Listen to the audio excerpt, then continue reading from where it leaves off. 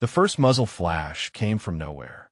Petty Officer Second Class Darnell Okafor watched Chief Warrant Officer Brannigan drop like a puppet with cut strings, and then the darkness swallowed everything. Somewhere in the black tangle of the Karangal Valley forest, something was hunting them. Not Taliban. Something quieter. Something patient. What the 6 remaining SEALs of Trident Element did not know, what they could not possibly know, was that they were not the only hunters in these woods tonight.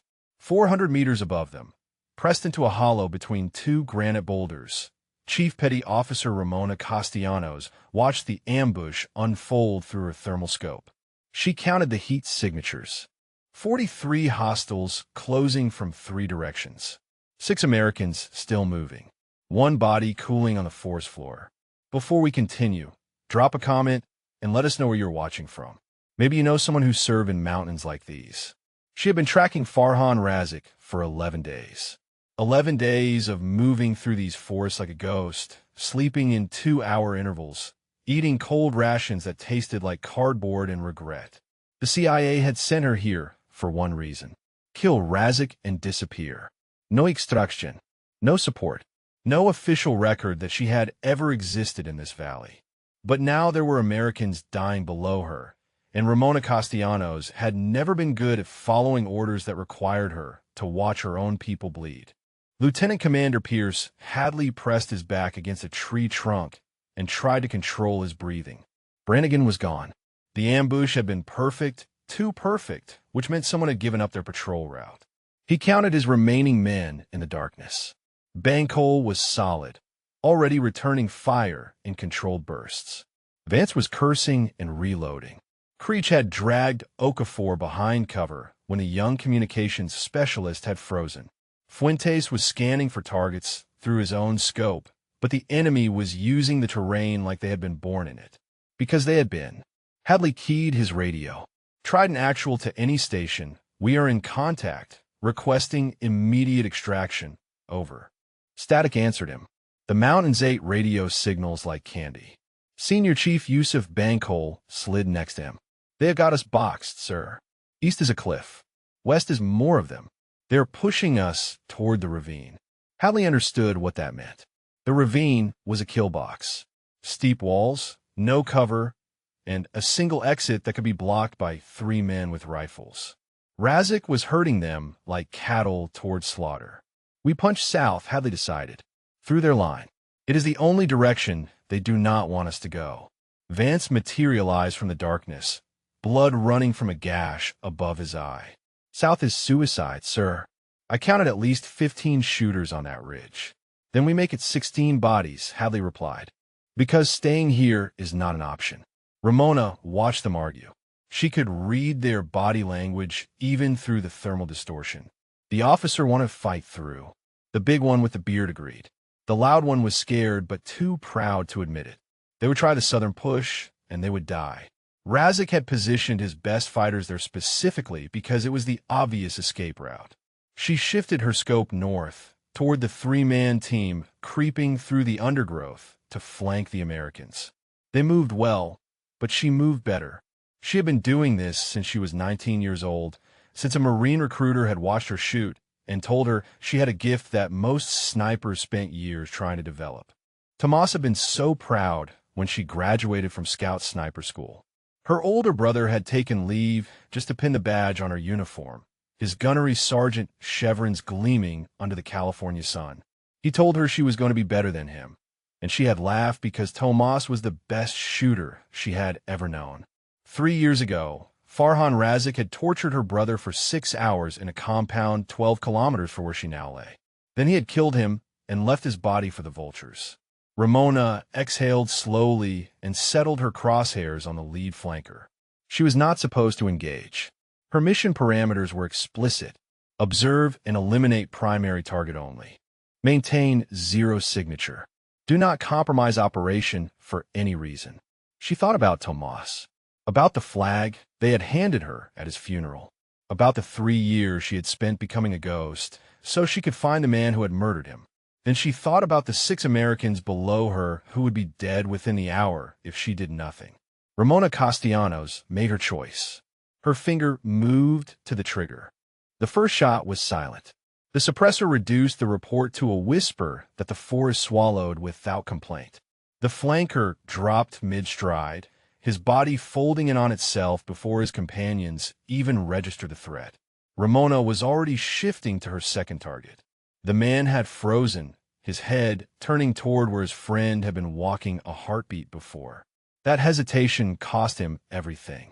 She squeezed the trigger again, and he joined his companion on the forest floor. The third man ran. They always did when they understood what was happening. He made it 6 steps before she punched a round through his spine.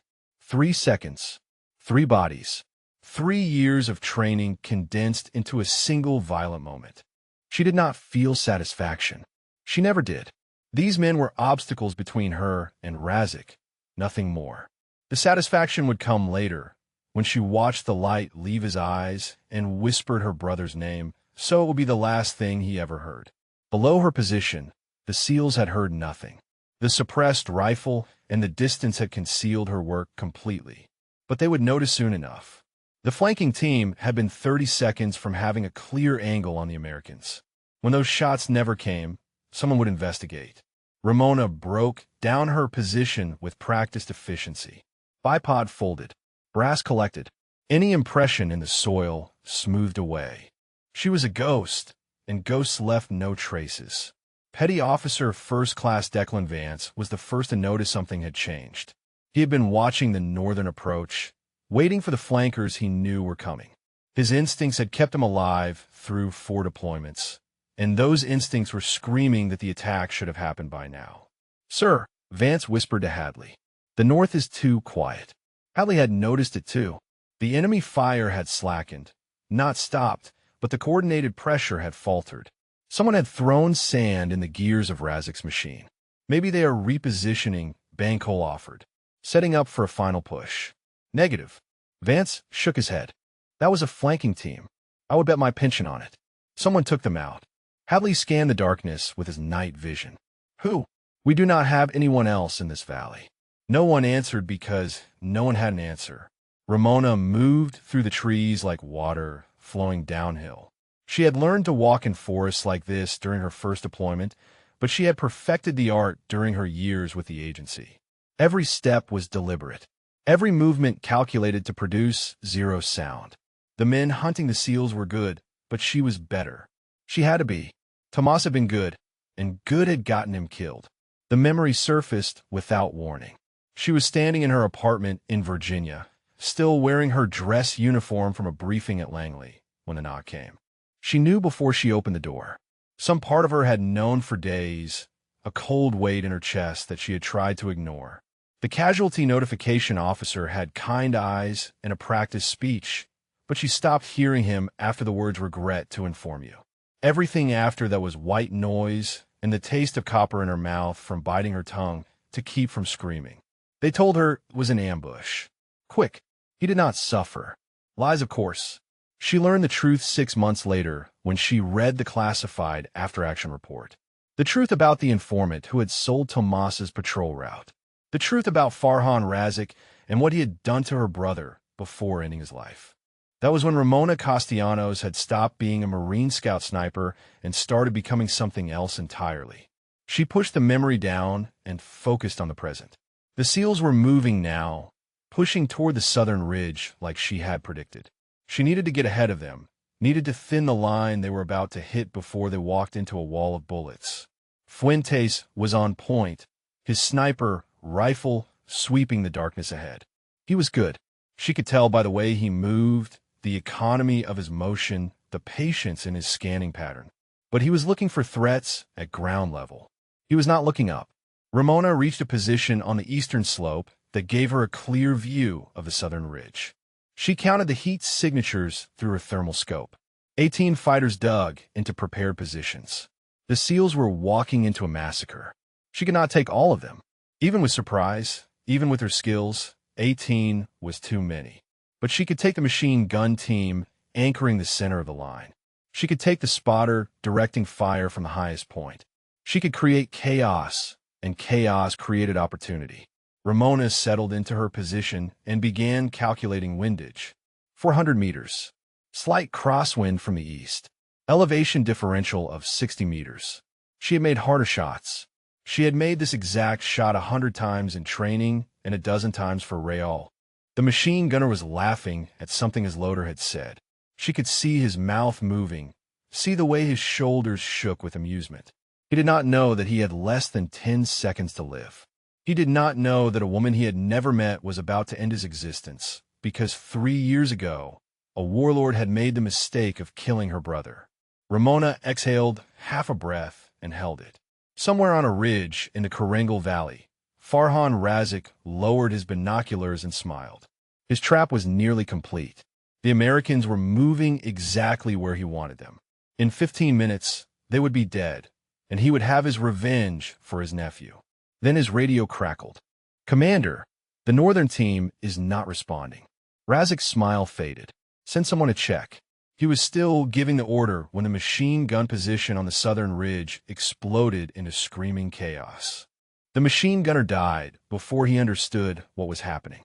His loader scrambled for the weapon, and Ramona put a round through his shoulder that spun him away from the gun. She was not trying to kill him. She was trying to create noise, confusion, fear. Dead men were silent. Wounded men screamed. He screamed beautifully. The spotter on the high ground was already raising his radio when her third shot found him. He tumbled backward into the darkness, and suddenly the southern ridge had no eyes and no teeth. The remaining fighters were firing blindly into the forest, their muzzle flashes giving away their positions like signal flares. Ramona was already moving.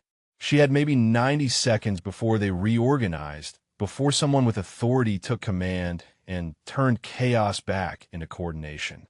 90 seconds for the SEALs to punch through the gap she had created. Hadley heard the shooting erupt on the ridge ahead and made a decision. Whatever was happening, it was an opportunity. He signaled his team forward, and they moved like the professionals they were. Fast, silent, deadly. Fuentes was counting the muzzle flashes. "Sir, they're shooting at something that is not us." "I noticed," Hadley replied. "Keep moving." They hit the base of the ridge and started climbing. Above them, the enemy fire was becoming sporadic, disorganized. Someone had kicked the hornet's nest, and the hornets did not know which direction to sting. Vance took point on the ascent. His earlier fear had transformed into something harder, something useful.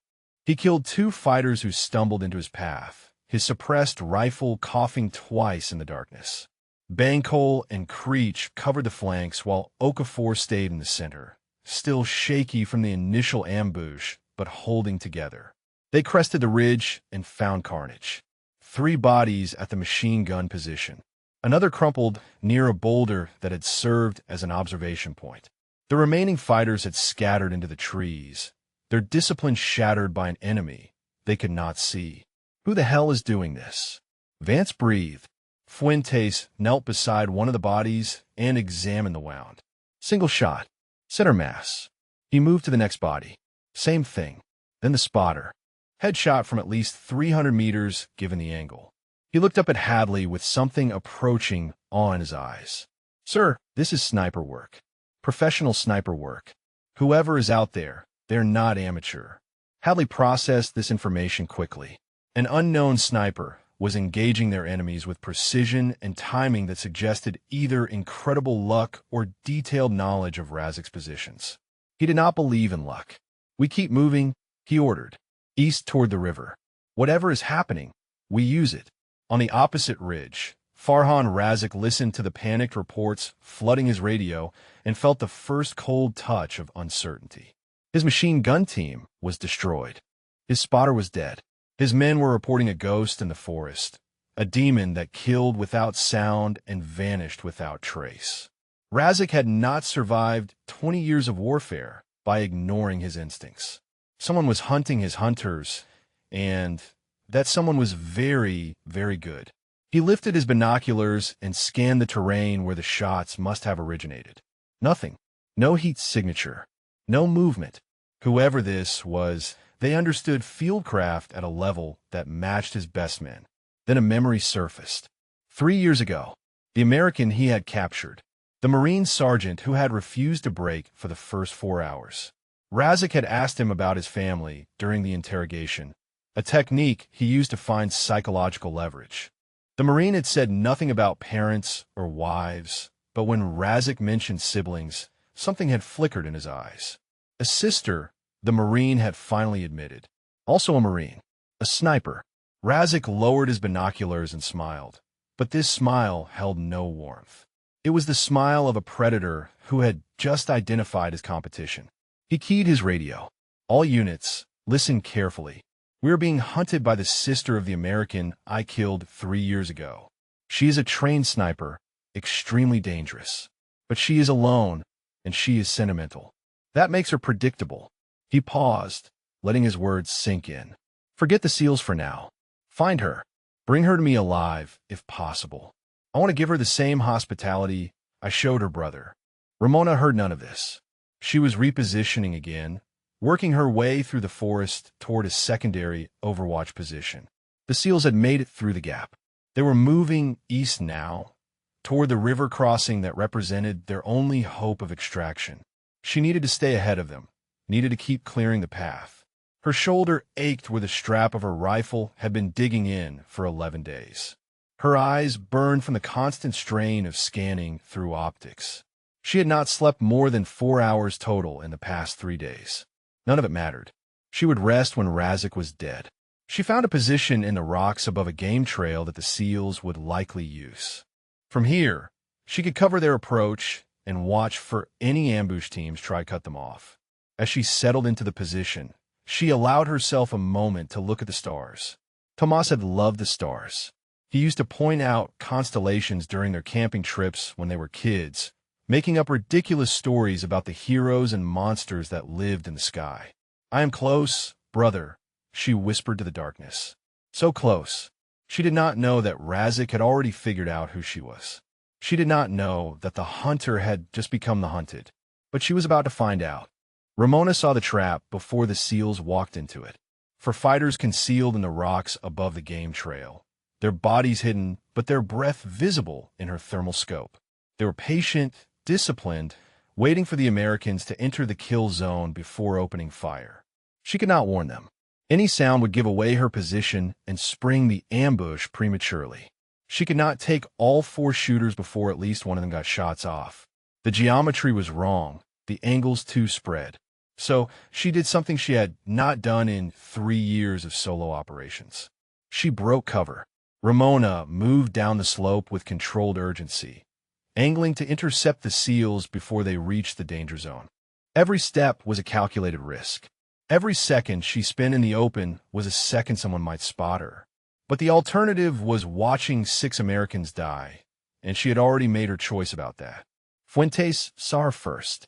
His rifle snapped up, crosshairs finding her center mass before his brain fully processed what he was seeing. A woman. Alone. Armed with a precision rifle that looked like it cost more than his annual salary. She was holding up one closed fist, the universal signal to stop. He held his fire. Hadley materialized beside him, his own weapon trained on the stranger. She was close enough now that he could see her face in the green wash of his night vision. Hard eyes, a scar along her jaw, the kind of stillness that came from years of operating in places where movement meant death. Contact front, he whispered into his radio. Single individual. Armed. Not engaging. Ramona stopped 10 meters away and slowly lowered her rifle to a non-threatening position. For shooters, she said, her voice barely above a breath. Rocks above the trail. 50 meters ahead. You walk into that, you die. Hadley studied her for a long moment. Who are you? The person who has been keeping you alive for the past 2 hours. You can thank me later. Right now, we need to deal with the ambush or find another route. Vance had worked his way forward, his rifle still trained on her chest. And we're supposed to just trust you? You could be leading us into a trap. If I wanted you dead, you'd be dead. Ramona's voice carried no arrogance, only fact. I have had clear shots on every one of you since you left the initial ambush site. I did not take them. Bang Cole stepped forward, his weapon lowered slightly. He had been watching her body language, the way she held herself, the way her eyes kept scanning the terrain even while she talked. This was not a woman who had time for deception. She is telling the truth, he said. I've been watching our back trail. Someone took out at least 7 fighters that I could count. Someone with serious skills. Hadley made a decision. He did not like trusting strangers, especially strangers who appeared from nowhere in hostile territory. But he liked the idea of walking into another ambush even less. The 4 shooters. Can you take them? Ramona allowed herself the smallest hint of a smile. Already have the angles worked out. I need 90 seconds to reposition. When you hear the first shot, move fast and stay low. The trail bends left around a boulder. That is your cover. She was gone before Hadley could respond, dissolving into the darkness like she had never been there at all. Vance shook his head. I do not like this, sir. Noted, Hadley replied. But right now she is the best asset we have. Ramona climbed back up the slope, her muscles burning with the effort. She was running on fumes now, her body consuming itself to fuel her movement. But the exhaustion was distant, something happening to someone else. She had learned to separate herself from physical discomfort years ago. She found a position that gave her angles on 3 of the 4 shooters. The 4th was tucked behind a rock formation that blocked her line of sight. She would have to trust the SEALs to handle that one.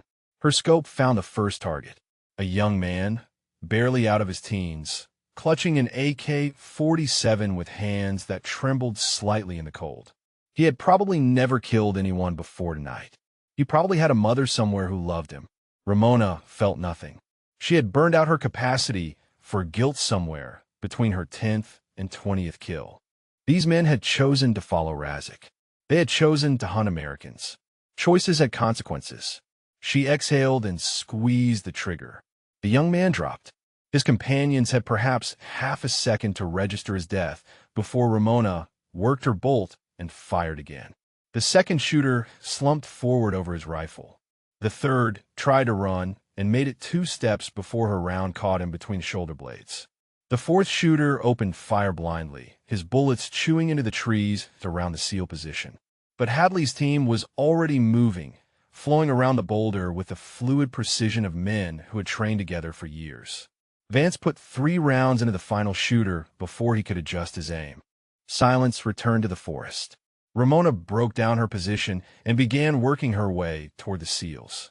She would have to travel with them now. Her cover was compromised, her solo operation effectively over. Razik would know for certain that someone was helping the Americans. She did not know he already knew far more than that. As she approached the SEAL position, her radio crackled with a frequency she had not used in years. A voice spoke, cold and amused, in accented English. I know you are out there, sister of Tomas. I remember your brother well. He screamed your name at the end. Come and finish what he could not. The words hit Ramona like a physical blow. She stopped moving, her hand frozen on the radio she had instinctively reached for. He screamed your name at the end. The sentence burrowed into her skull and made itself at home. She had imagined her brother's death 1,000 times. In the quiet hours before dawn, when sleep would not come. In the moments between heartbeats during long surveillance operations. She had constructed elaborate scenarios, each one worse than the last, trying to prepare herself for whatever truth she might eventually uncover. None of them had prepared her for hearing Razik's voice. None of them had prepared her for the casual cruelty in his tone, like he was discussing the weather instead of torture and murder. Hadley watched the woman freeze. One moment she had been moving toward them with the fluid grace of a predator, and the next she had turned to stone. Her face was invisible in the darkness, but he could see the rigid set of her shoulders, the white-knuckle grip on her rifle. What was that transmission? He asked. Ramona forced herself to breathe. In, out, in, out. She had a mission. She had people depending on her. She could fall apart later in some anonymous hotel room far from this valley, where no one would see her shatter. That was Farhan Razik, she said. Her voice was steady. She was proud of that. The warlord who set this ambush. He knows I am here. Bankole moved closer. How does he know you? Ramona turned to face them. In the green glow of their night vision, she looked like a ghost. Hollow cheeks, dark circles under her eyes. The face of someone who had not known peace in a very long time. 3 years ago, Razik captured a Marine patrol in this valley. He tortured them for information about American positions. Then he killed them and left their bodies for the animals. She paused. One of those Marines was my brother. The silence that followed was heavy with understanding. Vance's hostility visibly drained away. Creech, the medic, bowed his head slightly. Okafor stared at her with eyes that held a pain he was too young to fully comprehend. Fuentes was the first to speak. You have been hunting him for 3 years. Ramona nodded. The agency recruited me after I resigned my commission. They trained me, pointed me at targets they needed eliminated. I took every mission they offered, waiting for the one that would bring me here. Hadley processed this information. The CIA had assets operating in this valley, which meant his team had stumbled into something far more complicated than a routine patrol gone wrong. Your mission, he said carefully. It was not to save us. No. Ramona met his eyes without flinching. My mission was to kill Razik. You were not supposed to be here. No American units were supposed to be operating in this sector. But you helped us anyway. Yes. Why? The question hung in the air. Ramona could have given him a tactical answer. Could have explained that Razik would have been harder to reach if his forces were occupied with American bodies. Could have justified her intervention in cold, logical terms that would have satisfied any debrief. Instead, she told the truth. Because my brother would never have forgiven me if I let Americans die to settle my personal score. She swallowed hard. Tomas believed in something bigger than revenge. He believed we were the good guys, that we protected people. Her voice cracked slightly on the last word. She hated herself for showing weakness, but she was so tired. 11 days in these mountains. 3 years of hunting. A lifetime of missing her brother. Bancole stepped forward and placed a hand on her shoulder. The gesture was unexpected, and for a moment Ramona did not know how to respond. Physical comfort had become foreign to her. What was his name? Bancole asked softly. Your brother. Tomas. Gunnery Sergeant Tomas Castellanos. 3rd Battalion, 5th Marines. Bancole nodded solemnly. Then we make sure his sister gets home too. He looked at Hadley. Sir, she has saved our lives at least twice tonight. Whatever her original mission was, she is with us now. Hadley studied Ramona for a long moment.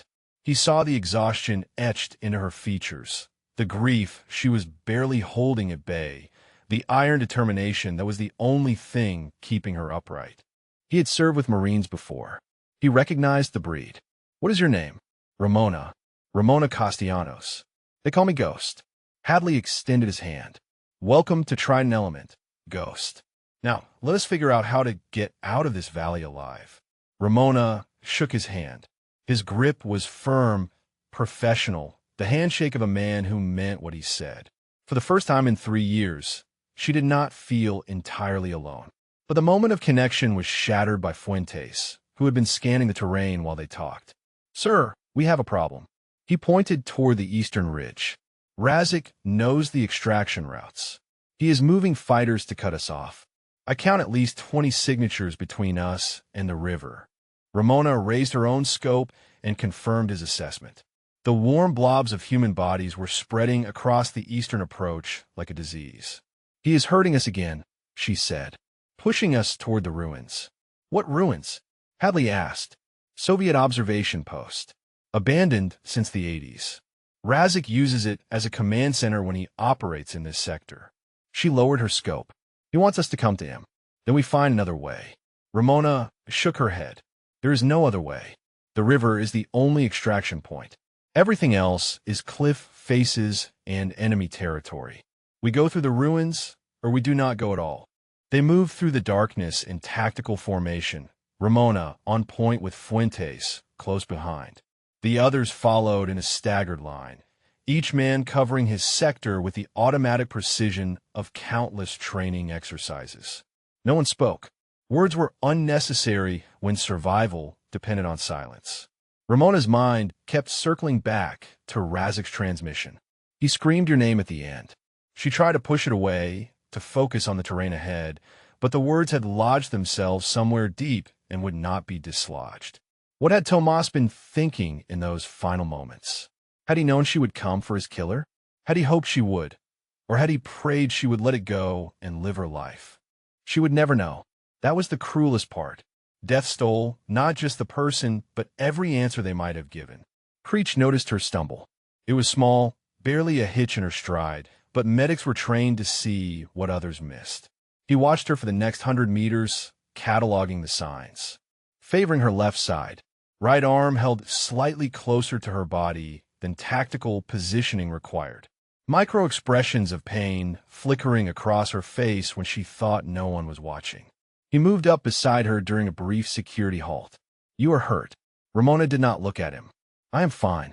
That was not a question. "How long have you been bleeding?" She finally met his eyes.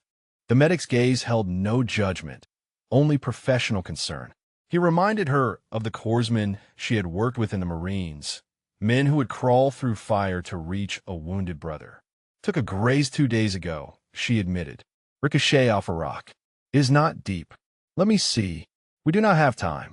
We do not have time for you to collapse from blood loss either." Creech's voice was firm but kind. 30 seconds.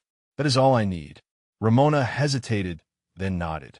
She shifted her rifle and lifted the edge of her jacket to reveal a bandage wrapped around her lower ribs. The white gauze was stained dark, the wound clearly still seeping. Creech examined it with practiced fingers.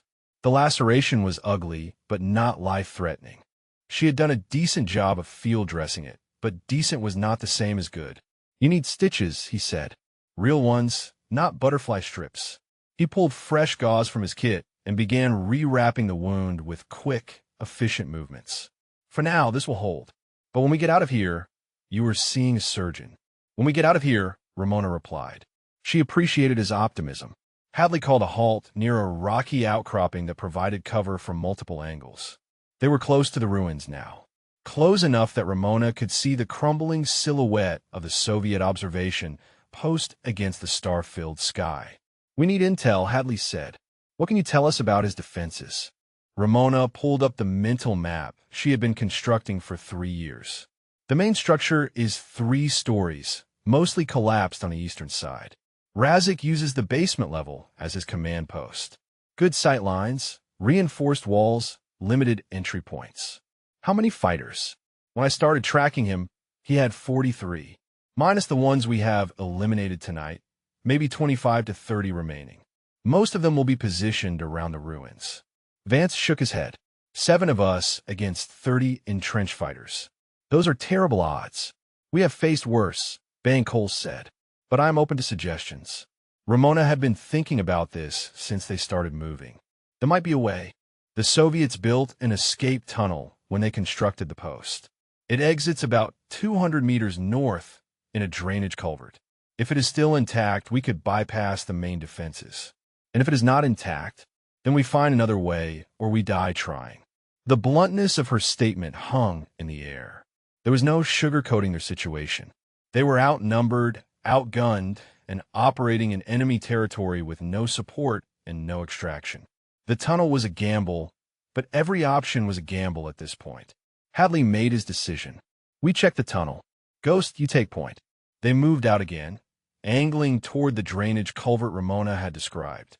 The terrain grew rougher, the forest giving way to rocky slopes covered in loose scree that threatened to betray their position with every step. Ramona found the culvert exactly where the old Soviet maps had indicated. The entrance was partially collapsed, choked with debris and decades of accumulated dirt. But there was a gap, narrow, barely wide enough for a man to squeeze through, but passable.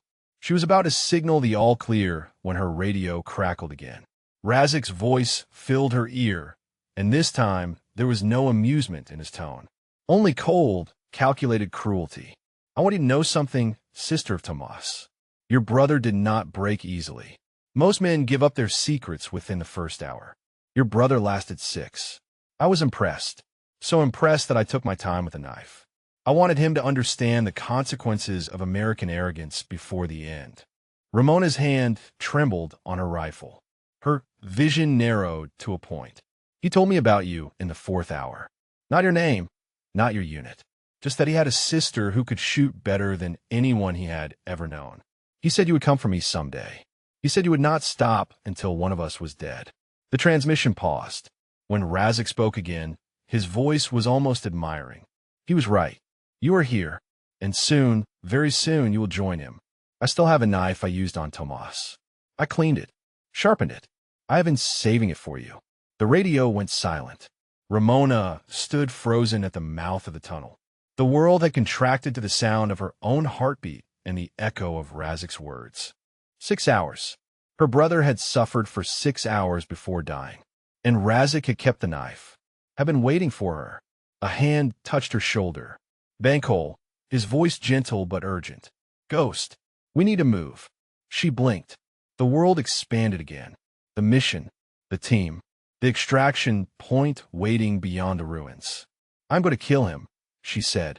The words came out flat, empty of emotion. Not for revenge, not for justice, because he does not deserve to keep breathing the same air as the men who actually believe in something. Bankole nodded. Then let us go make that happen. Ramona turned and disappeared into the tunnel. The seals followed her into the darkness. The tunnel smelled like rot and forgotten years. Ramona moved through the darkness with one hand trailing along the crumbling concrete wall, her rifle tucked tight against her chest. Behind her, the seals followed in single file, their breathing controlled despite the oppressive closeness of the space. The Soviets had built this passage 40 years ago when Afghanistan was their Vietnam and the Korengal Valley was a strategic asset worth dying for. Now it was a tomb for their ambitions, filled with rubble and the bones of a failed empire. Ramona tried not to think about how easily it could become her tomb too. The tunnel stretched for nearly 300 meters, angling downward before leveling out beneath the ruins. Twice they had to squeeze through sections where the ceiling had partially collapsed, scraping past jagged concrete and twisted rebar.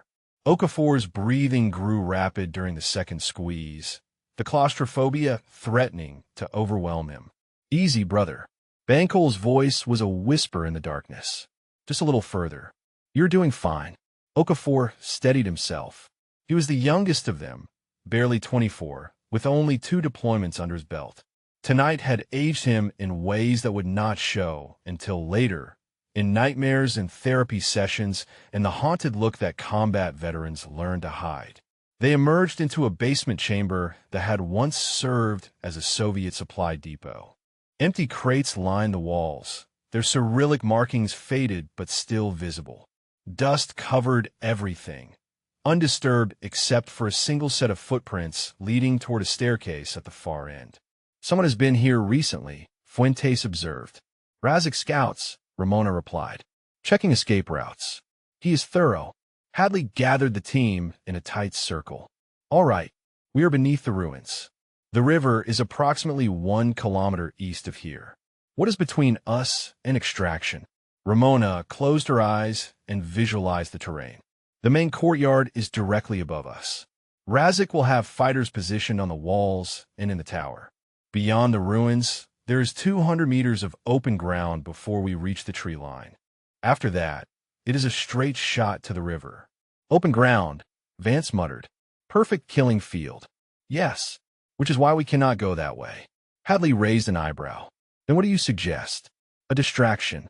Ramona met his gaze. Someone needs to draw their attention while the rest of the team moves around the northern perimeter. There is a drainage ditch that runs from the ruins to the tree line. It will provide cover if the enemy is focused elsewhere. The implication of her words settled over the group like a shroud. Bankole was the first to voice what everyone was thinking. You're talking about yourself. You want to be the distraction. Razik wants me. If he thinks he has a chance to capture me, he will commit everything to that effort. It will give you a window. That is suicide, Creech said. You are wounded, exhausted, and outnumbered. You would not last 5 minutes. I do not need 5 minutes. Ramona's voice was calm, almost peaceful. I just need long enough for you to reach the tree line. After that, you can call for extraction. The river crossing has enough open sky for helicopter access. Hadley shook his head. We are not leaving anyone behind. That is not how Trident Element operates. You are not leaving me behind. I am choosing to stay. There is a difference. The hell there is. Vance stepped forward, his earlier hostility replaced by something that looked almost like respect. You saved our lives. Multiple times. We do not repay that by letting you get yourself killed. Ramona looked at him, surprised by the intensity in his voice.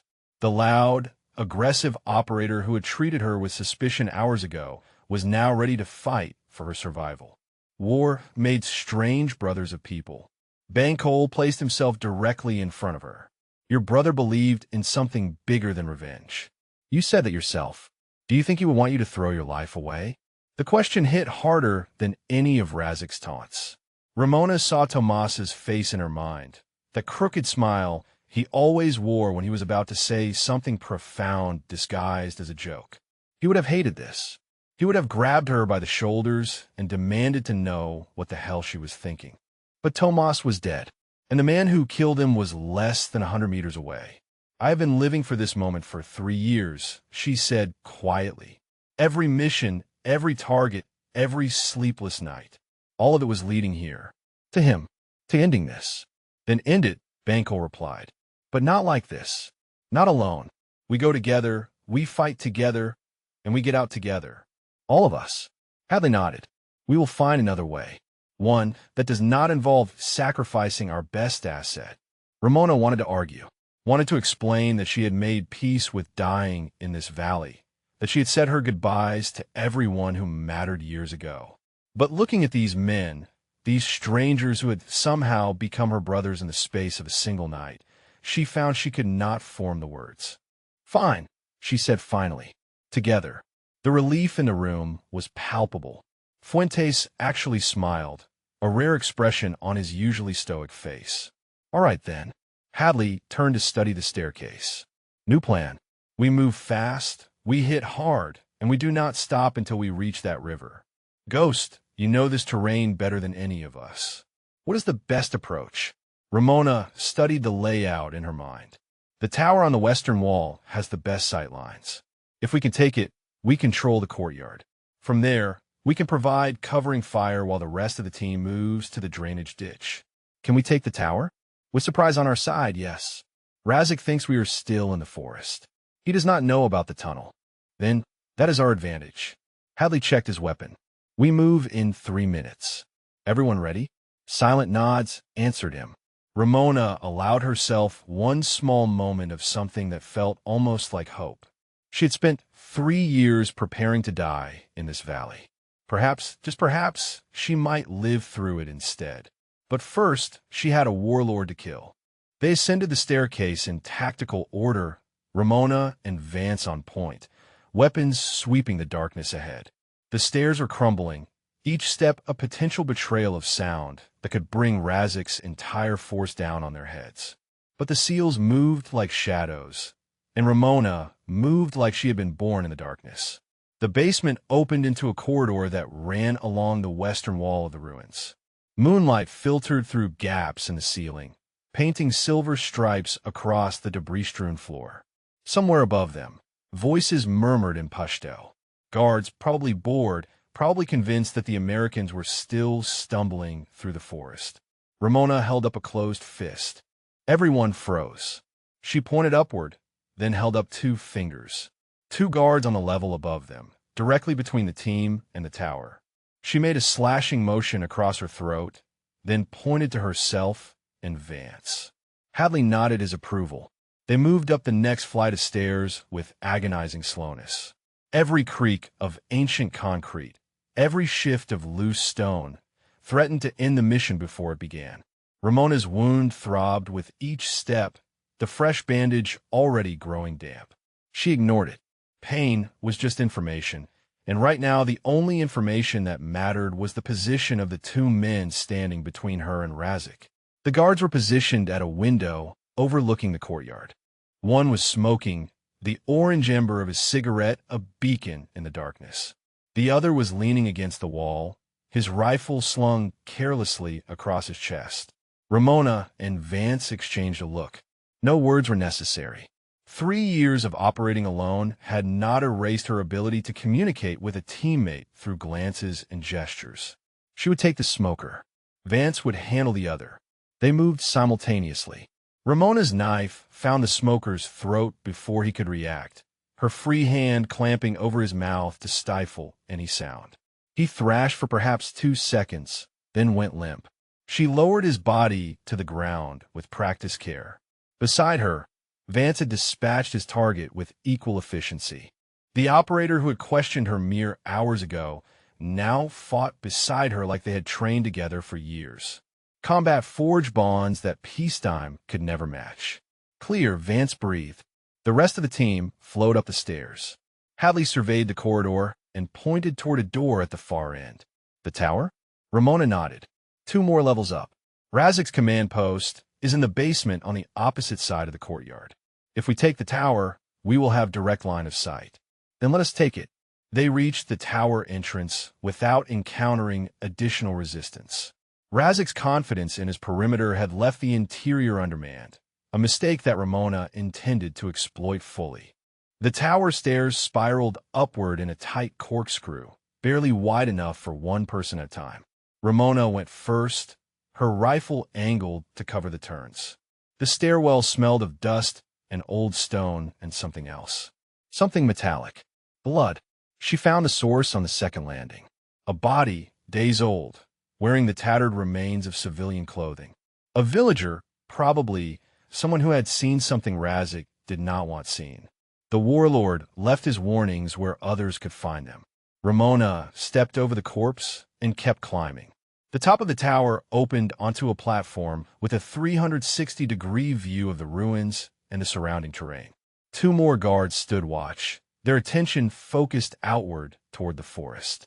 They never heard death coming up the stairs behind them. Fuentes and Bankhole handled the kills while Ramona moved immediately to the eastern edge of the platform.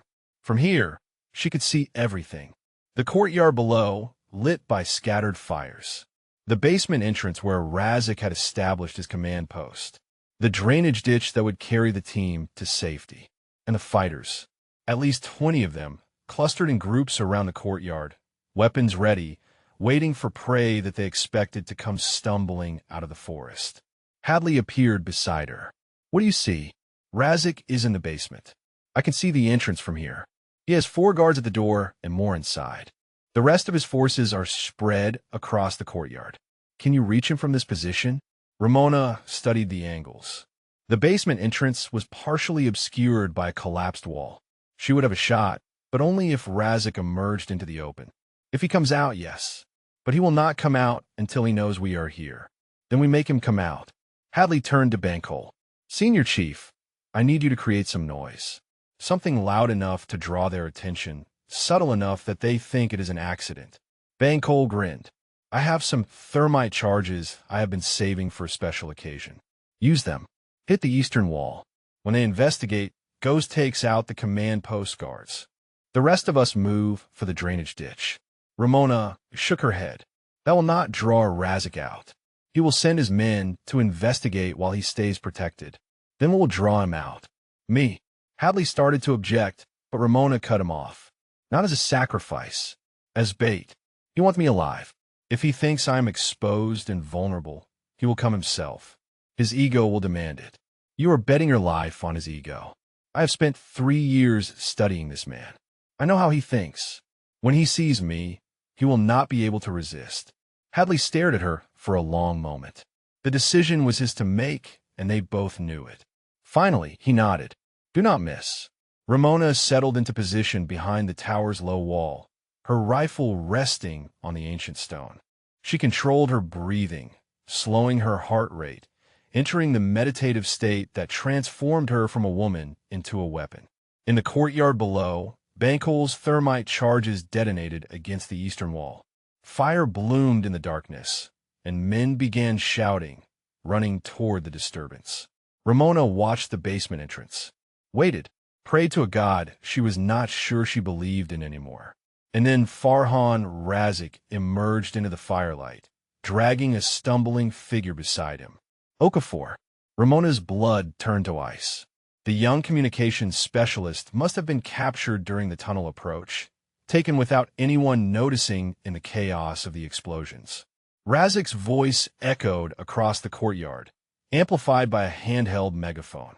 I know you are here, sister of Tomas. I can feel you watching. Come down from your hiding place, or I will give this young man the same hospitality I showed your brother. He pressed a knife to Okafor's throat. The same knife.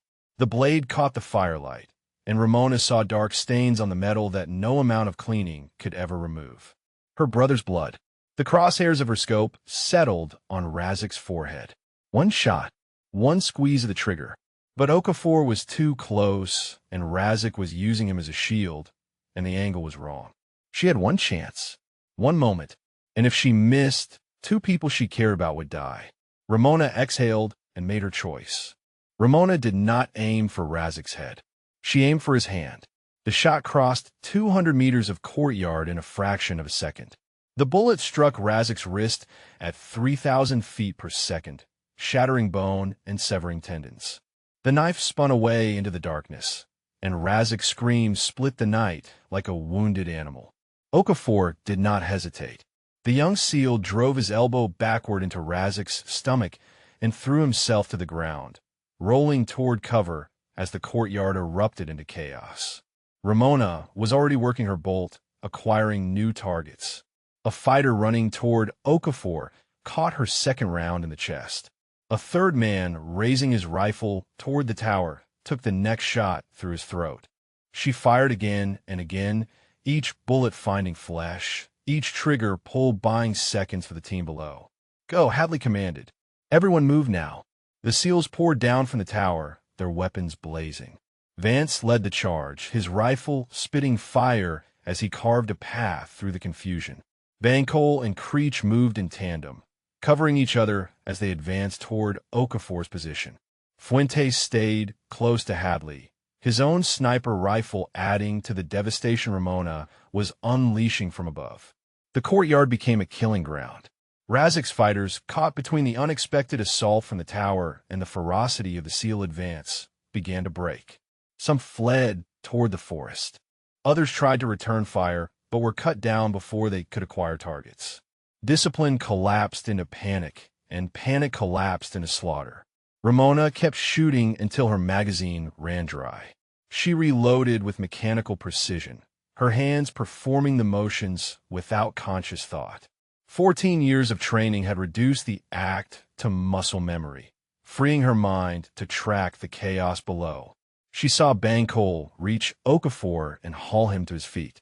Saw Creech checking the young man for wounds. Saw Vance and Hadley pushing toward the drainage ditch, their combined fire keeping the remaining fighters pinned. And she saw Razik. The warlord had retreated toward the basement entrance, his ruined hand clutched against his chest. Blood poured between his fingers, black in the firelight. Two of his personal guards flanked him, their bodies shielding him from the carnage. Ramona adjusted her aim, but the angle was wrong again. The guards were too close, and Razik was already disappearing into the shadows of the basement stairwell. No, she abandoned her position without thinking, slinging her rifle across her back as she sprinted for the tower stairs. 3 years of hunting, 11 days in these mountains, countless nights dreaming of this moment. She would not let him escape. She could not. Ghost, wait. Hadley's voice crackled in her earpiece. We need to extract now. She did not respond. Could not respond. The only thing that existed was the basement entrance and the monster who had disappeared inside. She hit the ground floor at full speed, her legs burning, her wounds screaming in protest. Fighters emerged from the smoke, and she killed them without slowing, her pistol barking twice, 3 times 4. Bodies fell, and she stepped over them like obstacles on a training course. The basement stairs yawned before her, dark and waiting. She plunged into the blackness without hesitation. Her night vision revealed a corridor lined with ammunition crates and stolen medical supplies. The wealth of a warlord's empire, purchased with blood and suffering. At the far end, a door stood partially open, light spilling through the gap. Ramona slowed her approach. Razik was wounded, but not helpless. He had survived 20 years of warfare by being smarter and more ruthless than everyone around him. She would not underestimate him now. She reached the door and paused, listening. Heavy breathing, the scrape of metal on stone. A muttered curse in Pashto. She kicked the door open and entered shooting. One guard fell immediately, her bullet catching him center mass. The second guard spun toward her, his rifle rising, but she was faster. 2 shots dropped him before he could fire. Razik stood behind a wooden table, his wounded hand hanging useless at his side. In his remaining hand, he held a pistol aimed directly at her chest. They stared at each other across the blood-stained room. The warlord's face was pale from blood loss, twisted with pain and rage. But his eyes were steady, calculating. Even now, even cornered and wounded, he was looking for an angle. Sister of Tomas. His voice was strained but calm. You shoot better than he did. Ramona kept her pistol trained on his forehead. My brother was a better man than you could ever imagine. Better men die easily. Razik smiled, blood staining his teeth. I should know. I have killed so many of them. Her finger tightened on the trigger. One squeeze. That was all it would take. 3 years of agony ended with a single motion. But she hesitated. She wanted him to know, wanted him to understand exactly who was ending his life and why. Wanted to see the fear in his eyes that Tomas must have felt in his final moments. His name was Tomas Castellanos, she said. Gunnery Sergeant. 3rd Battalion, 5th Marines. He was 34 years old. He liked astronomy and terrible jokes, and he believed that people were fundamentally good. Razik's smile faltered. He had not expected a speech. He had expected rage, a quick death, the simple mathematics of vengeance. This was something else, something that unsettled him. You took him from me, Ramona continued. You tortured him for 6 hours, and then you killed him. You kept the knife. You waited for me. I did. The warlord's voice was quieter now. And now you are here. So finish it. Ramona shook her head slowly. You do not get to decide how this ends. She saw his eyes flick to the left, toward the shadows beside the door. Saw the slight shift in his weight, the preparation for a final desperate move. The third guard came out of the darkness with a knife, lunging for her unprotected back. She had known he was there, had seen the heat signature on her approach, but had needed Razik to commit to his final play. She pivoted, caught the guard's knife hand, and redirected his momentum into the wall. His skull cracked against the stone with a wet thump, and he collapsed. Razik fired. The bullet caught her in the side, spinning her away from the falling guard. Pain exploded through her body, white-hot and absolute. She hit the ground hard, her pistol skittering across the floor. Razik limped toward her, his remaining rounds spent on the miss. He started to turn. Fuentes' bullet came through the basement window and removed most of his shoulder. Razik screamed and fell, the pistol flying from his grip. He landed on his back, staring at the ceiling, his body broken beyond repair. Ramona crawled toward him, every movement agony, every breath a battle. She reached his side and pulled the knife from his belt. The knife. Tomas's blood was still visible on the blade. She pressed the point against his throat. His name, she said again, was Tomas. And she pushed the blade home. The world returned in fragments. Pain first, a burning pressure in her side that pulsed with every heartbeat.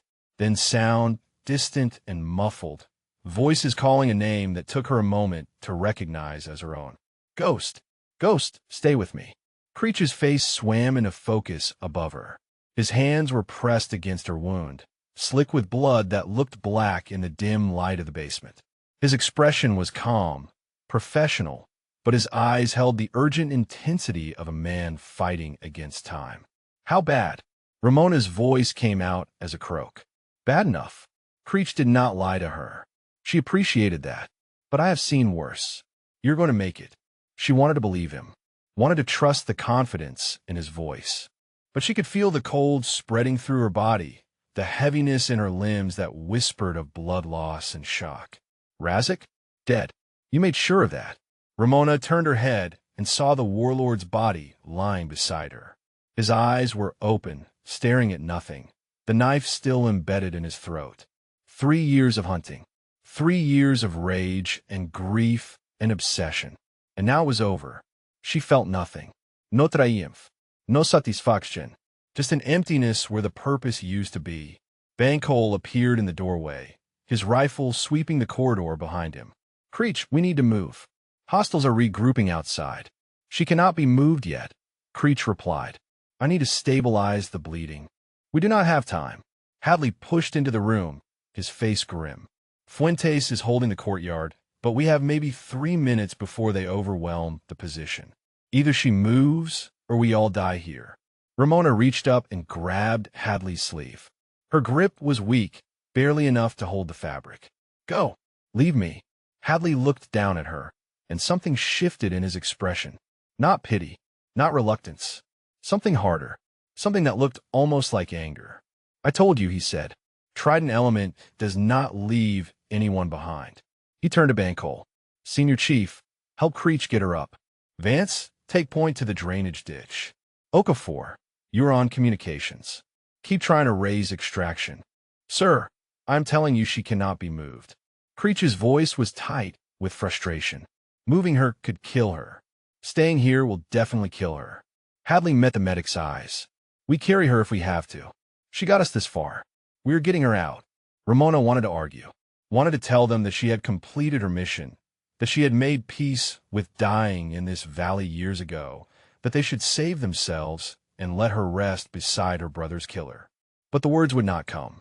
The cold had spread to her chest now, and breathing was becoming difficult. Bancole and Creech lifted her between them, each taking an arm across their shoulders. The movement sent lightning bolts of agony through her wound, and she bit down on a scream that would have given away their position. I have got you. Bancole's voice was steady in her ear. Just hold on, Ghost. Hold on. They moved through the basement corridor in a shuffling run, Ramona's feet barely touching the ground.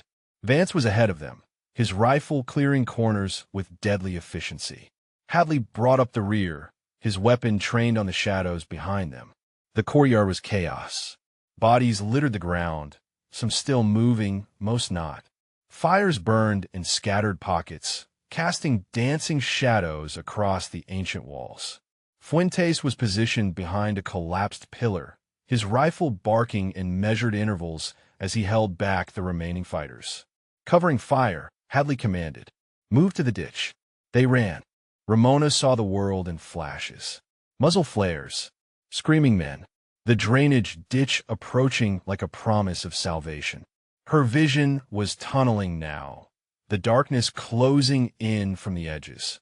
She thought of Tomas, not the brother who had been tortured and killed, but the brother who had taught her to shoot. The brother who had pinned a sniper badge on her uniform with tears in his eyes. The brother who had believed she would be better than him. I did it, she whispered. I got him, Tomas. I got him for you. They reached the ditch and slid into its concrete embrace. The walls rose on either side, providing cover from the gunfire that chased them. Vance was already moving, leading them toward the tree line 200 meters away. Okafor had the radio pressed to his ear, his voice urgent. Any station, this is Trident Element requesting immediate extraction. We have wounded. I repeat, we have wounded. Static answered him. Then a voice, crackling through the interference. Trident Element, this is Reaper 4. We have your position. ETA, 7 minutes. 7 minutes. An eternity when every second brought more blood loss, more cold, more darkness. Stay with me, Ghost. Creech was working as they moved, pressing fresh bandages against her wound, doing everything he could to slow the bleeding. 7 minutes. That is all you need to hold on. Ramona tried to focus on his voice, on the rhythm of their movement, on anything that would keep her anchored to consciousness. But the cold was spreading faster now, and her thoughts were becoming slow and scattered. She saw her mother's face, her father's hands, rough from decades of construction work. The small house in El Paso where she and Tomas had grown up, playing soldiers in the backyard, never knowing that the game would become their lives. She saw Tomas at 18, heading off to boot camp, promising he would write every week. Tomas at 25, laughing at her graduation from Scout Sniper School. Tomas at 34, the last time she had seen him alive, hugging her goodbye at the airport before his final deployment. I will see you soon, little sister, he had said. Stay out of trouble. She had not stayed out of trouble. She had gone looking for it, hunting it across continents and through years of darkness. And now the trouble had finally caught up with her. The tree line appeared ahead, dark and welcoming. Beyond it, the river. Beyond the river, salvation. Ramona closed her eyes and let the darkness take her. When she opened them again, she was in a helicopter. The thrum of rotors filled the cabin, and the wind tore at her hair through the open door. Creech was still beside her, his hands still pressing against her wound. "Welcome back," he smiled, and for the first time, the tension was gone from his face. "We made it. All of us." Ramona turned her head and saw the others. Hadley, Bancole, Vance, Okafor, Fuentes, bloodied, exhausted but alive. All of them alive. "Razik?" she asked, needing to hear it confirmed. "Dead," Hadley answered. "Thanks to you." He reached out and took her hand. His grip was warm and strong. "You did it, Ghost. You got him." Ramona looked out the open door at the mountains falling away beneath them. Somewhere down there, in a ruined Soviet outpost, Farhan Razik's body was growing cold. The knife was still in his throat. Her brother's blood was finally avenged. She closed her eyes and let the tears come. The field hospital at Bagram smelled like antiseptic and exhaustion. Ramona had been in and out of consciousness for 2 days, her body fighting to repair the damage that Razik's bullet had carved through her. The surgeons had removed her spleen and repaired a perforated intestine. They told her she was lucky to be alive. She did not feel lucky. She felt hollow. The mission was over. The purpose that had driven her for 3 years, the obsession that had replaced sleep and food and human connection, was gone. Razik was dead. Tomas was avenged. And she had no idea what came next. Bancole was the first to visit. He appeared in the doorway of her recovery room on the 3rd day, his arm in a sling from a wound she had not even noticed him receive during the firefight. "You look terrible," he said. "You should see the other guy." Bancole laughed, a deep, warm sound that filled the sterile room. He pulled a chair beside her bed and sat down heavily. "How are you feeling?" "Really?" Ramona considered the question. Physically, she was healing. The pain was manageable, the doctors optimistic. But physically was not what he was asking about. "I do not know," she admitted. "For 3 years, I knew exactly what I was doing and why I was doing it. Now that it is over, I feel like someone cut my strings." Bancole nodded slowly. "I felt something similar after my first deployment. Spent 7 months in a combat zone. Every sense dialed to 11. Every moment focused on survival. Then I came home and my wife wanted to discuss paint color for the nursery." He smiled at the memory. "I almost lost my mind trying to care about eggshell versus ivory. What did you do?" "I learned to find new purposes. Smaller ones at first. Getting through the day. Being present for my family. Eventually, the big purpose came back. Protecting my brothers. Making a difference. But it took time." Ramona stared at the ceiling. Time. She had spent so much of it chasing death that she had forgotten how to live. "The others want to see you," Bancole continued. "Hallie has been by twice, but you were asleep. Vance brought flowers. Can you believe that? Declan Vance buying flowers." Ramona smiled despite herself. The aggressive operator who had treated her with such suspicion seemed like a different person now. War changed people. Sometimes for the worse. Sometimes, unexpectedly, for the better. "Tell them I would like that," she said. They came in shifts over the following days. Hadley brought paperwork, requisitions for commendations that he wanted her input on. Fuentes brought a deck of cards and taught her a poker variant that the team had invented during long deployments.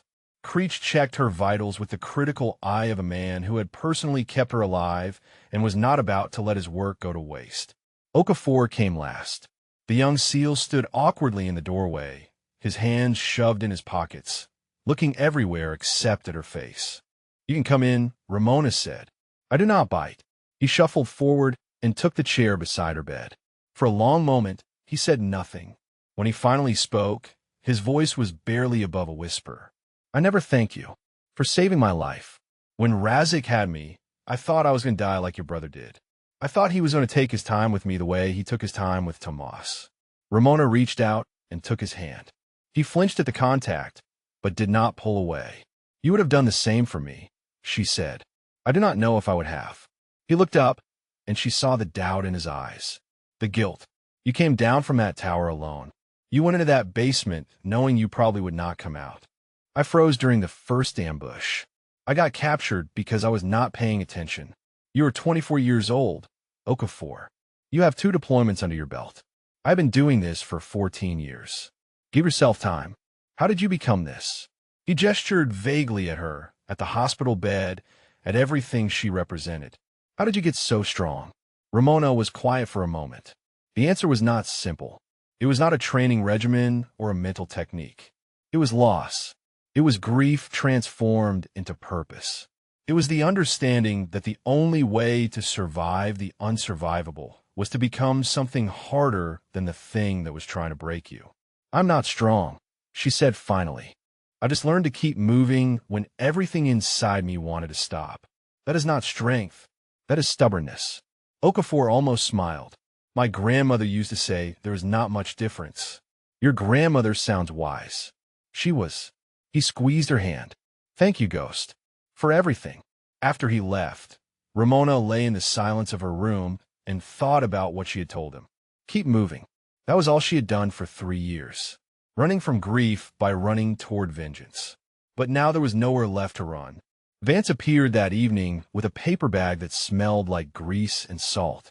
I bribed a contractor to bring these from the burger joint off base, he said, pulling out 2 wrapped sandwiches. Hospital food is going to kill you faster than Razik almost did. They ate in companionable silence. The burgers were mediocre, but they tasted like civilization, like normalcy, like the life Ramona had abandoned when she signed on with the agency. I owe you an apology, Vance said between bites. The way I treated you when we first met. I was an ass. You were cautious. Ramona shrugged. I would have been the same. No, I was an ass. Vance set down his burger and met her eyes. I have trust issues. Most of us do, in this line of work. But you proved yourself a dozen times over, and I kept looking for reasons to doubt you. That was wrong. Apology accepted. Vance nodded and returned to his food. They finished the meal without further conversation, but the silence was comfortable now. The silence of soldiers who had bled together and come out the other side. As he was leaving, Vance paused at the door. Hadley is putting together the after-action report. He wants to recommend you for a commendation. Something significant. I do not need medals. It is not about what you need. Vince looked back at her. It is about what you deserve, and what Tomas would have wanted for you. He was gone before she could respond. Ramona stared at the empty doorway and felt something shift inside her chest. A crack in the armor she had built around herself. A sliver of light penetrating the darkness. For the first time in 3 years, she allowed herself to imagine a future that did not end in death. 6 months later, Ramona stood in Arlington National Cemetery with a winter wind cutting through her dress uniform. She had not worn the uniform in years, not since she had resigned her commission to join the agency. But today felt like a day for formality, a day for honoring the past before stepping into the future. Tomas's grave was simple. A white marble headstone identical to thousands of others stretching across the green hills. His name, his rank, his dates. Nothing about the man he had been. Nothing about the jokes he told, or the stars he loved, or the little sister he had raised after their parents worked themselves to exhaustion. Hey, brother. Ramona knelt beside the stone and brushed away a few stray leaves. I know it has been a while. I was busy. The wind answered her, rustling through the bare trees that lined the cemetery paths. She had visited this grave exactly once before on the day they buried him. She had stood in the back of the crowd, hidden behind sunglasses in a grief so profound it had felt like drowning. She had not been able to speak then, had not been able to do anything except stand there and hate herself for being alive when he was not. I got him, she continued. Razik, I found him in that valley where he killed you. And I made him pay for what he did. She paused. I used his own knife. The one he used on you. I thought that would make me feel better. I thought it would bring you back somehow, or at least let me sleep without seeing your face. A group of mourners passed in the distance, their black clothing stark against the winter grass. Ramona waited until they were gone before continuing. It did not work. You were still gone, and I am still here, and nothing I did in that basement changed either of those things. But something else happened. Something I did not expect. She reached into her pocket and pulled out a challenge coin. The seal trident gleamed on one side. On the other, an inscription she had memorized the moment Hadley pressed it into her palm. "I found brothers again," she said. "Not replacements for you. Nobody could replace you. But people who understand. People who carried me out of that valley when I was ready to die there. People who remind me that you are not the only good thing in this world." She placed the coin at the base of the headstone, beside the faded flowers that someone else had left. Maybe their parents, making the trip from El Paso that she had been too broken to make herself. "I am leaving the agency," she continued. "Hadley offered me a position with his unit. Training. Advisory work. No more solo operations in places that do not exist. No more hunting." She smiled. "You would probably say something stupid right now. Something about how I finally grew up. Something about how Mom would stop worrying so much." The wind picked up, and for a moment, she could almost hear his laugh. That ridiculous snorting sound he made when something genuinely surprised him. She had not heard that sound in over 3 years, but it lived in her memory as clearly as her own voice. "I miss you, Tomas. Every day. That is never going to change. But I think I am finally ready to live again. Really live, not just survive. You want that for me. You always wanted that for me." She stood and brushed the dirt from her knees. The ceremony she had come for was starting soon, and she needed to take her place. The Medal of Honor presentation was held in the White House 2 hours later. Ramona stood in the front row with the rest of Trident Element, her new family arrayed beside her in dress uniforms that seemed almost alien after months of hospital gowns and recovery clothes. The medal was not for her. It was for Chief Warrant Officer Brannigan, the man who had died in the first moments of the ambush. His widow accepted it with trembling hands and tear-streaked cheeks, her children standing beside her with the confused solemnity of youth confronting mortality. Ramona thought about the randomness of it. Brannigan had died in the opening seconds. She had survived despite going into a basement to fight a warlord alone. There was no logic to it, no fairness. Just the brutal arithmetic of combat, where the best sometimes fell first and the broken sometimes walked away. After the ceremony, Hadley found her on the steps of the White House, staring at the winter sky. "You disappeared during the reception," he said. "I am not good at parties." Hadley smiled. "Neither am I." He reached into his jacket and produced an envelope. "This came through official channels yesterday. I thought you should have it." Ramona took the envelope and opened it. Inside was a photograph and a folded letter. The photograph showed a set of dog tags, tarnished and worn, lying on a clean white surface. The tags bore her brother's name. She unfolded the letter with trembling hands. The message was brief. A recovery team had swept the ruins after the battle, cataloging intelligence and evidence. In Razik's personal quarters, they had found a box containing trophies from his victims. Dog tags, patches, personal effects taken from the Americans he had killed over 2 decades of warfare. Tomas's tags had been among them. "We're sending them to you," the letter concluded. "He deserved to come home. So do you." Ramona stared at the words until they blurred. The tears came again, but they were different this time. Not the tears of grief or rage or exhaustion. These were the tears of something ending. Something finally, truly ending. Hadley placed a hand on her shoulder. He did not speak. He did not need to. The gesture said everything. "Thank you," Ramona whispered. "For everything. Welcome to the family, Ghost." Hadley squeezed her shoulder. "Now, let us go home." They walked down the steps together, into the winter sunlight, into the future that Ramona had finally allowed herself to imagine. Behind her, the ghosts of 3 years faded into memory. Ahead of her, the road stretched long and uncertain and full of possibility. She was not the same woman who had entered that valley 11 days before Razik's death. That woman had been ready to die. This woman, scarred and healing and surrounded by brothers who refused to let her fall, was ready to live. And somewhere, she liked to think Tomas was watching, smiling that crooked smile, proud of the little sister who had finally found her way home. If this story moved you, drop a comment about what resonated most. Tell us about someone you know who carried a weight like Ramona did, or share if you have witnessed similar courage in the people around you.